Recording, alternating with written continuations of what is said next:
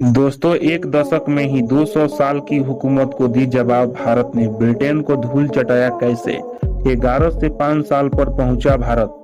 India world से 6th largest economy. 200 साल की अंग्रेजी हुकूमत है, ब्रिटिश रूल्स का जवाब भारत ने इंडिया ने 10 साल में दे दिया है। इस थोड़े से समय में उसने बड़ी छलांग लगाई है। उसने ब्रिटेन को खिसकाकर शीर्ष 5 अर्थव्यवस्थाओं में जगह बना ली है। करीब एक दशक पहले भारत 11वें पायदान पर था। तब ब्रिटेन दुनिया के टॉप 5 अर्थव्यवस्थाओं, टॉप 5 इकोनॉमिक्स में शुमार होता था। दोस्तों, भारत ने एक दशक में पूरी कहानी पलट दी है। जिन अंग्रेजों ने 200 साल तक भारत पर हुकूमत की, उन्हें इस छोटे से वक्त में हमें धूल चटा दिया है। भारत दुनिया की 5वीं सबसे बड़ी अर्थव्यवस्था इंडियन इकोनॉमी बना गया है। उसने ब्रिटेन इंडिया पिप से ब्रिटेन को पीछे छोड़ दिया है। गुजरे 10 सालों में उसने 11वें पायदान से यहाँ तक का सफर तय किया है। यह हर लिहाजा शानदार और फक्र करने वाला है कि अब भारत से आगे सिर्फ अमेरिका, चीन, जापान और जर्मनी नहीं रह गए हैं।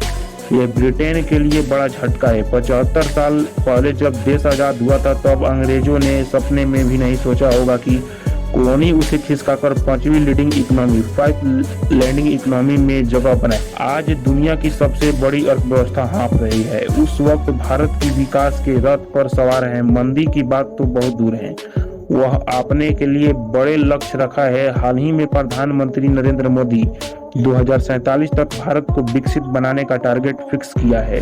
जब ऐसे बड़े लक्ष्य रखे जाते हैं, तभी देश की बड़ी बुलंदियों को भी छूता है। दोस्तों, ब्रिटेन को पीछे छोड़ने की खबर ऐसी आई है जब भारत ने चालू वित्त वर्ष की पहली तिमाही 13.5% का ग्रोथ दर्ज जीडीपी ग्रोथ रेट की। भारत दुनिया में सबसे तेज आर्थिक विकास, इकोनॉमिक डेवलपमेंट हासिल करने वाली बड़ी अर्थव्यवस्था बना। इस वित्त वर्ष में भारतीय अर्थव्यवस्थाओं के 7% की रफ्तार से बढ़ने का अनुमान है। सिर्फ एक दशक में पहले बड़ी अर्थव्यवस्थाओं में भारत 11वें पायदान पर था। उस समय ब्रिटेन 5वें नंबर पर होता था। धीरे धीरे करके वह इस फासले में कम करता गया और अंग्रेजी की तरह भारत ने दूसरे को लूटकर नहीं, बल्कि मेहनत को, कौशल के दम पर मील के पत्थर को पार किया है। 2021 के अंतिम महीनों में भारत ने ब्रिटेन को 6th दे दी है। पहली तिमाही यानी मार्च के आने तक उसने इस बढ़ का फैसला और बढ़ लिया है कि अंतर्राष्ट्रीय मुद्रा कोष IMF के आंकड़ों के मुताबिक यह कैलकुलेशन अमेरिकी डॉलर पर आधारित है। डॉलर एक्सचेंज रेट के हिसाब से मार्च तक नॉमिनल कैश टर्म्स के भारतीय अर्थव्यवस्था का आकार 854.7 बिलियन डॉलर था। इसी आधार पर ब्रिटेन ने अर्थव्यवस्थाओं 816 अरब डॉलर की थी।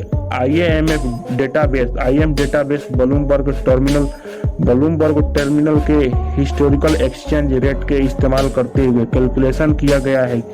IMF के अनुमान भी दिख रहे हैं कि इस साल ब्रिटेन भारत से पिछड़ने वाला है। ब्रिटेन पर मुसीबतों के पहाड़ टूटे हुए हैं। वह भीषण महंगाई का सामना कर रहा है। 4 दशक में पहली बार वह महंगाई की सबसे तेज रफ्तार से 2.4 है। ग्रोथ भी सुस्त है। दूसरी तिमाही में ब्रिटेन की जीडीपी, ग्रेट ब्रिटेन जीडीपी सिर्फ 1% बढ़ी है।